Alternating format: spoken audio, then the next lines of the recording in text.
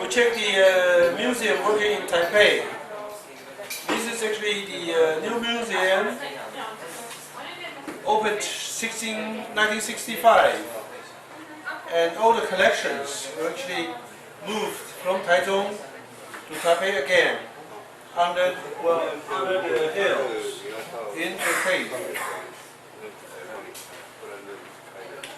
So the government realized that the condition of Taichung was not ideal for the treasures, and therefore they started a project to build a new museum, which started in the early 1960s. So 1965, the new museum, located in WHEI-MING. It's nowadays very convenient to go there. You just take the MRT to which is the station? Then you have to take a bus. Well, there's another new route, new MRT. What is the station called? Jiannan.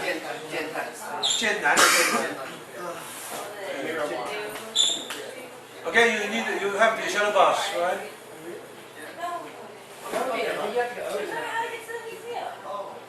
What? You have to get over it's that mountain. Jiannan station. Well, Jiannan is in May.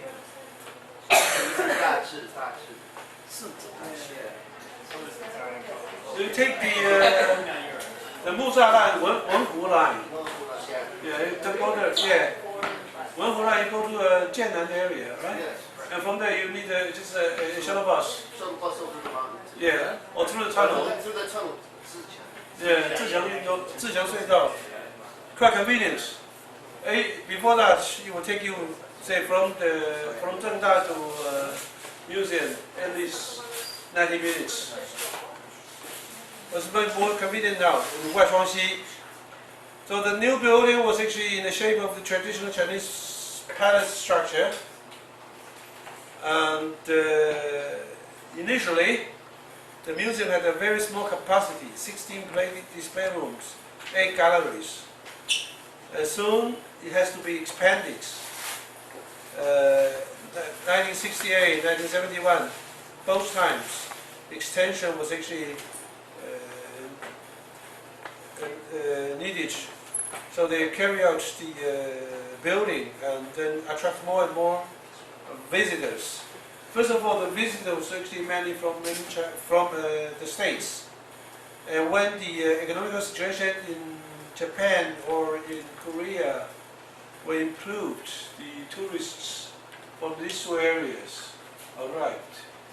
The collection there would be very attractive to Japanese as well as Koreans. But for the people of Southeast Asia, this might not seem to be so interesting.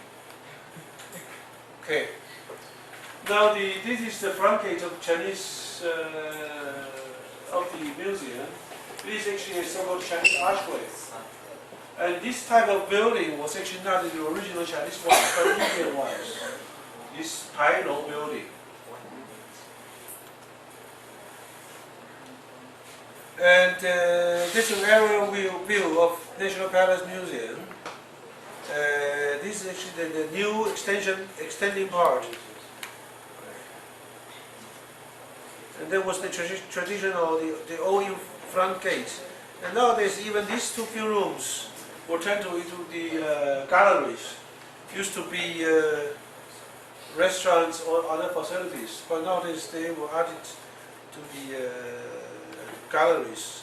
Still, the treasure there was so rich that you know that every 3 months they would change the items for display, and people said it would take you 20 years to finish off all these the items, because some of the items cannot be changed, right? If you come here and you watch you don't see this, for example, the jet cabbage, you'll be very disappointed. For the Japanese, you have to come to see this pork. If you don't see the pork, you are not in Taipei.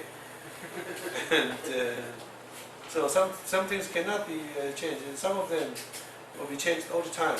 And So Yes. it's not always on permanent display, the pork and the Yes. cabbage? Yes. Japanese. What?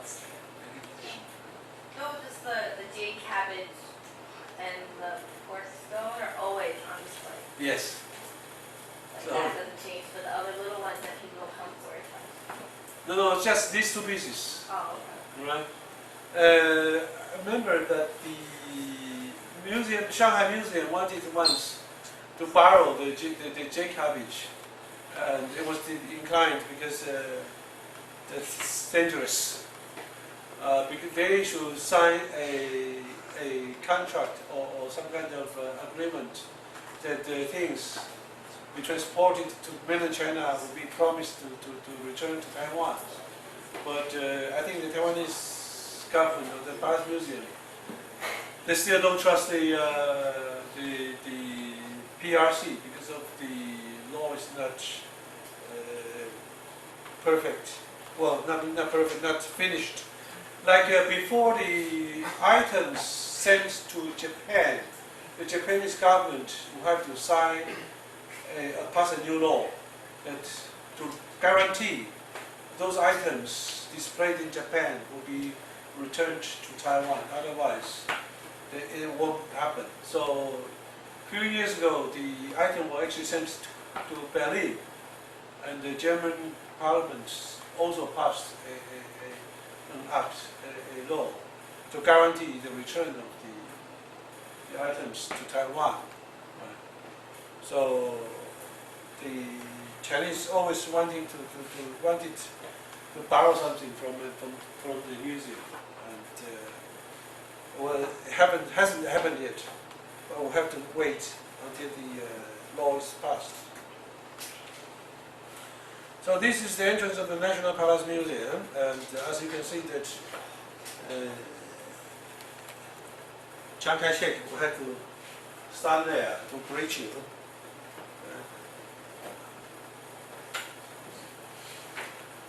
As you noted, have you experienced earthquake in Taiwan? Yeah, the matter was though. I think the WHEI earthquake caused a huge damage in Taiwan. There were actually was a alarm, set alarm off that most of the museum in Taiwan will have to check again if the Taiwanese architecture or the buildings were really kind of earthquake proof, or the dam and so on. But this was already taken into consideration while the museum was built. Generally or annually, there will be over 20,000 earthquakes in Taiwan. Right? The year of the 9/9/9/2, the 21st September earthquake, that year alone there will be over 40,000 earthquakes in Taiwan, and say 15% will be sensed, and therefore this is already very serious. So, have you been to Suhua Gonglu, the Suhua Free Highway to Hualien?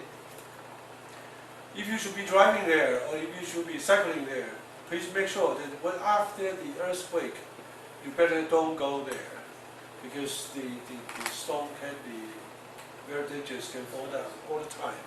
Right? Just the structure of Taiwanese terrain is not really stable. So in this case, the anti-shock design was a must. Right?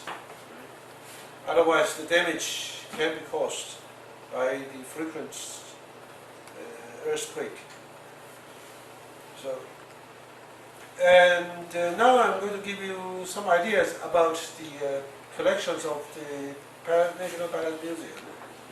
Well, for the Chinese, one of the most important things would be bronze. Right? In the Chinese history, the bronze symbolized the legitimacy, only bronze. And each and every new king, when enthroned, he will get his own bronze made. And most of the bronze were actually without inscription. The inscription is very important. Most of the cases, you have the decoration outside like this. Some of them in the shape of a bird. For example, this one. It's the beak. You see two eyes.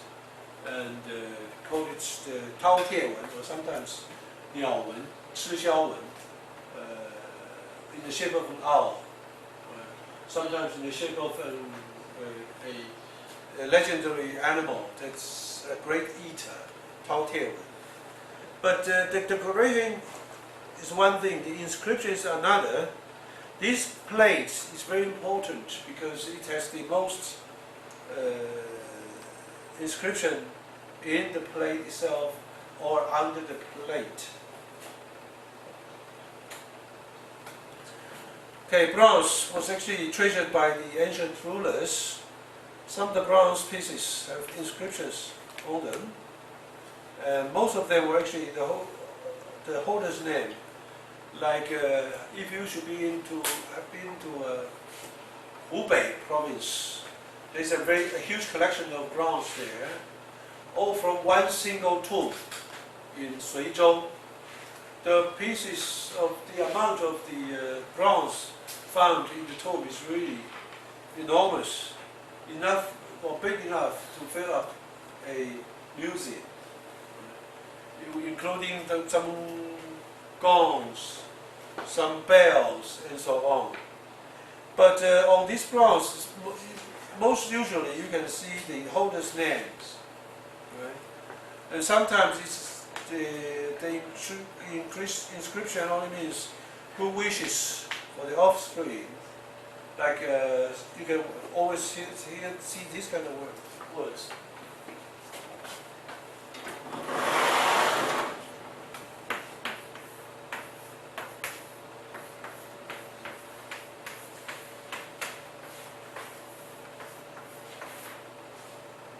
This sometimes get written this way.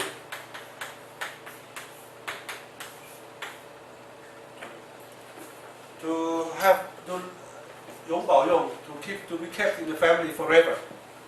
That's the inscriptions.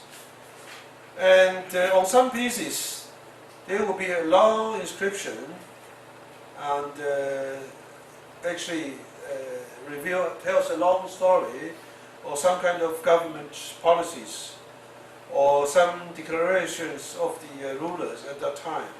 So this kind of inscription then can be very useful for the historical studies. So these plates, therefore, is one of the most important things in the Paris Museum. Though it looks really common and is not big enough, but for the historians, for the archaeologists, this plate is far more important than the others. There's about 107 something characters in the plate itself. This is a pan, which means a hand basin for the rulers to wash face, wash hands, and so on.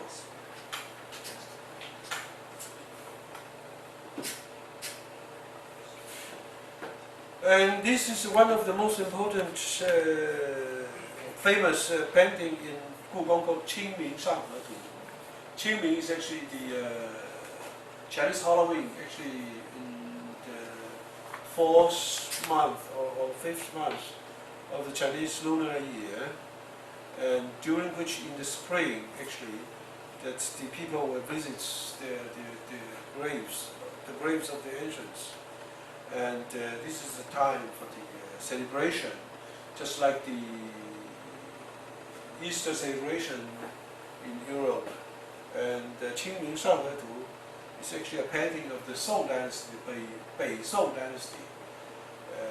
Something like 1,000 years ago, there was actually the 开封 city.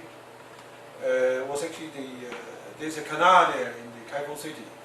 So you can see that the bridge, on the bridge, you have numerous tents here doing business. You have the arch bridge. You have the junkie, you have the sailboats, and this picture is very detailed. If it is enlarged, you can see that different shops selling different goods, like selling dumplings, selling pastries, selling Chinese medicines, books, and so on. And you can see that they have tea houses. There are a lot of circles and say the street vendors and so on the Qing Shanghai. The original one is kept in Taipei, and the Qianlong Emperor himself has ordered his best painters to make several copies. And the copies are still there in Taipei. It is called Yuanben, and the Zhang Zeduan and the Beisongben are still there. And as I mentioned, the Museum of Beijing, as well as of Shanghai, once or twice inquired about the possibility of lending them this piece for exhibition. Certainly the Beizong one, the original copy, will never be allowed to get out of the Palace Museum. The Palace Museum in Taipei offered a copy, which was refused, and they're still going on there. And only recently the Flora exposition, that there was actually a huge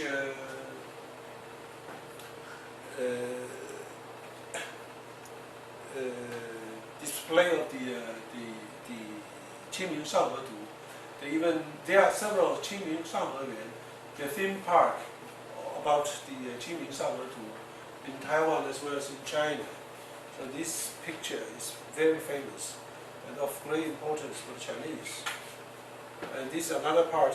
This is the detailed part of the Qingming Shanghai. We can see that the carriages, camels, and so on. And you can see this Chinese swing and shops and a lot of things going on, facilities going on in the picture. So another important thing will be the calligraphy. The calligraphy is an art that can only enjoyed by those who also practice calligraphy. So for the Koreans as well as the Japanese, they would prefer the calligraphy than other paintings. But for some visitors from Europe, I think it's not so easy for them to appreciate this calligraphy. Right? Do you like calligraphy, or do you practice calligraphy yourself?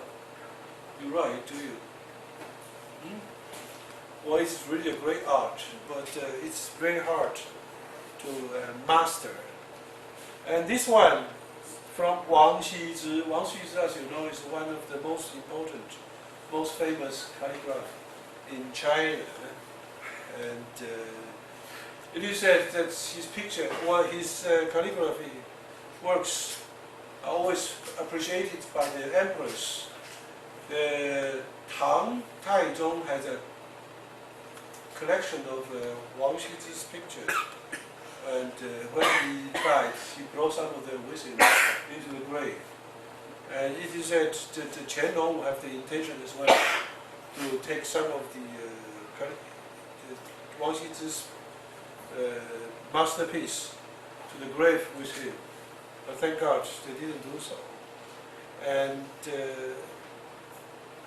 2 years ago, there was a special exhibition on the Chinese painting or Chinese calligraphy. Wang Xizhi's collection was actually displayed in Wugong, actually one of the most, or the richest collection in the world. It's actually in Taipei. And this one is also very famous, called Landing Jishu. But we have to know that this is not genuine one. The Nanting Jishi is so famous, and people say the original one is already buried with the Emperor Tang Taizong. But before he died, he ordered the best writers of his time to make copies of the Nanting Jishi. And there are several copies. Perhaps you can see that's the idea of the Wang Xizi's painting or writing, but not the original ones. And the copy is so real that even these places, like what is forgotten, the Alidong, all these places were actually copied very seriously and precisely. But nevertheless, these are only copies. But the copy itself already very important. And another thing would be all these stamps, right? These were actually written on silk. And whoever owns this masterpiece will have to put his own stamp on the thing, on the painting. And if you can't find a place, then you just stamp everywhere. Then we talk about the Qianlong Emperor. Qianlong Emperor is actually one of the most terrible destroyer of Chinese culture, right? By stamping everywhere. Whatever is past his son, he has to put stamp on. I will show you something later.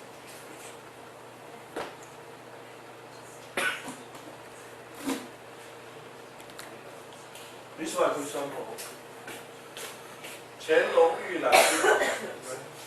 It's Qianlong's emperor's stamp. Right in the middle of the painting. Well, certainly you cannot find anything anywhere to put stamp on. Or with the stamp means that this is original, this is genuine, but the picture is destroyed, of course. Right.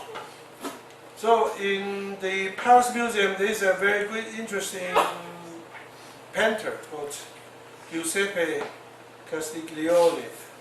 In Chinese, called Lang Shi-ming, who was actually an Italian from Milano, and served in the Qing court as the imperial painter, and he left a lot of masterpieces behind. Each and every one would be of great importance in the art of history. In the history of art. And this is the Giuseppe Castiglione. Was born 1688 in Milan, in Italy. Joined Jesuit society and studied painting in Italy. Then there was a great master called Carlo Cornara. Then he came to China in 1715 as a missionary, and he was soon recognized as one of the biggest or greatest painters. And therefore he was actually hired by the emperor, first of all by Qianlong's father, then served in Qianlong for a long time. His Chinese was very good. Even the Chinese calligraphy is also very good. So he painted the emperors as well as some horses. Yeah? I thought you have some questions. All right. So this is Lang Shi-ming's painting in Chinese style. One of his biggest things would be the horses, right? He painted a lot of horses, and the horses are so real. And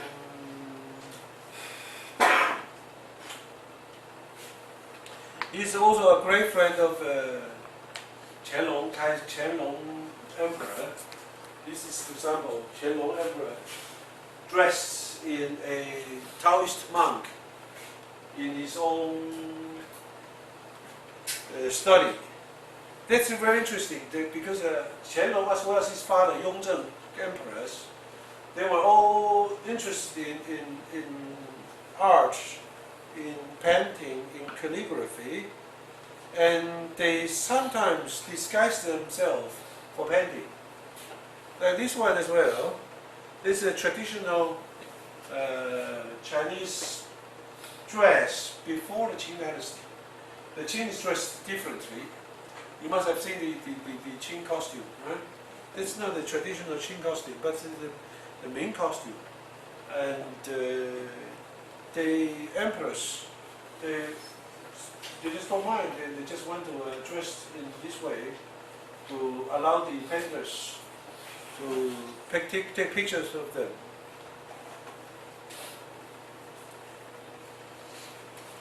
And who should the Qianlong emperor be?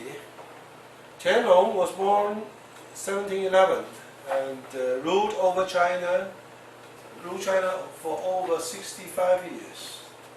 He was actually one of the longest ruler in Chinese history. His grandfather ruled for over 60 years. So when he was ruled over China for 60 years, he said, I shouldn't accept my grandfather. So he stepped down as so-called Tai Shanghuang, allow his son to be the emperor, but he still nevertheless ruled. Therefore, he actually ruled China for over, I think, 65 years, longer than his grandfather. So he was interested in science, in fine arts, interested in the firearms. So in the Ming court, as well as in the Qing court, a lot of missionaries from Italy, from Germany, or from Spain, they served there, and they have to teach the emperors mathematics as well as natural science, and they have to practice the firearms with the emperors. So he ordered artisans to produce numerous works such as jade, sculptures, paintings, bronze, and porcelain, and some ivory sculptures also. And art was so great that you can see, for example, there's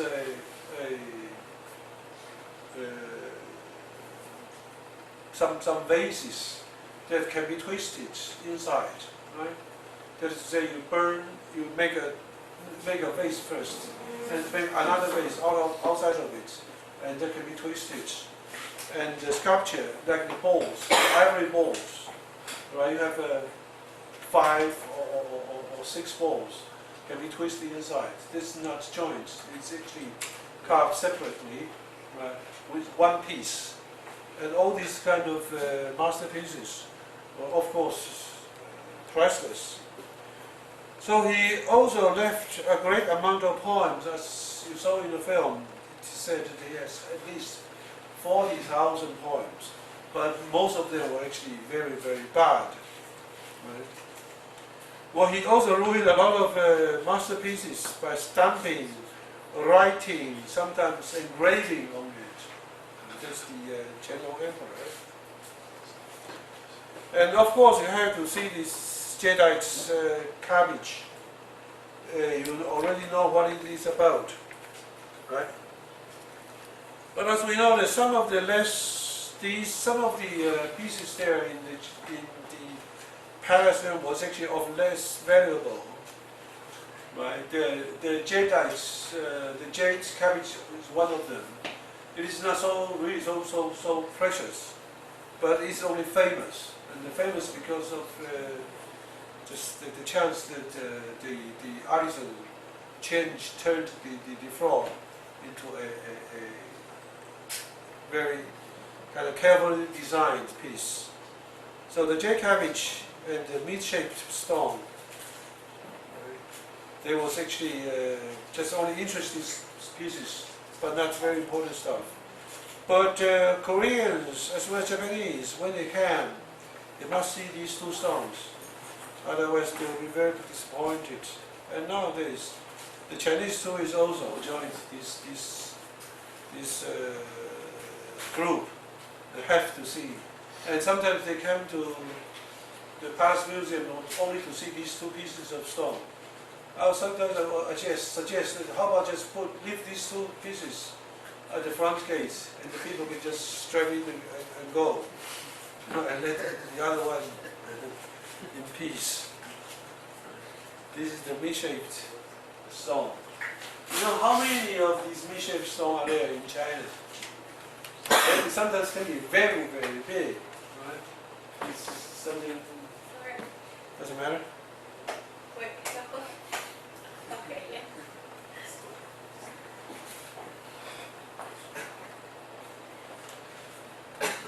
Okay, there are some other collections of the emperor. We can.